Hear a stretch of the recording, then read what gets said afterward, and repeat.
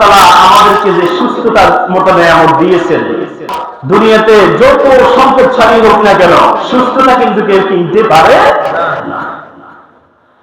হ্যাঁ, আমরা চিকিৎসা নিতে পারি, আমাদের হয়তো কোটি কোটি টাকার মালিক হলে আমরা দেশে বা দেশের বাহিরে আমরা চিকিৎসা নিতে পারি, কিন্তু চিকিৎসা নেওয়ার মানে কিন্তু সুস্থতা নয়।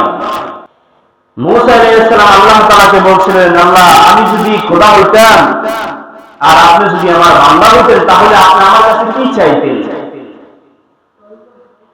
আপনারা জানেন সবচেয়ে বেশি সরাসরি মুসা আলাইহিস সালামই আল্লাহ তাআলার সাথে কথা বলতেন। আল্লাহ তাআলা সর্বপ্রথম যেটা চাইলেন সেটা হচ্ছে আমি বান্দা হিসেবে একজন খোদার কাছে চাইতাম সুস্থতার জীবন। সুবহানাল্লাহ।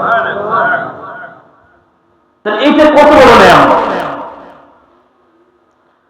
এরপরে কোরআনে কারিমে আল্লাহ তাআলা আরেকটা নিয়ামতের কথা বলছে, যখন তুমি অত্যন্ত ক্লান্ত হয়ে যাও ফট করে গিয়ে তুমি এক গ্লাস পানি, ঠান্ডা পানি খাও। তুমি জানো এই ঠান্ডা পানি কোথা থেকে আসে? এই ঠান্ডা পানি আমি আল্লাহ তাআলা একটি বিশেষ সৃষ্টি। সুবহানাল্লাহ। এত স্বচ্ছ পানি, এত লোদের মাটির ভিতর থেকে যেখানে ফ্যাট হওয়ার কথা, লোড হওয়ার কথা, সেইখান থেকে এত স্বচ্ছ পানি কিভাবে বেরিয়ে আসে? আল্লাহ তাআলা একটি নিয়ামত দিয়েছেন আমাদেরকে, যে নিয়ামতটা আল্লাহ তাআলা বিশেষ সৃষ্টি। সুবহানাল্লাহ।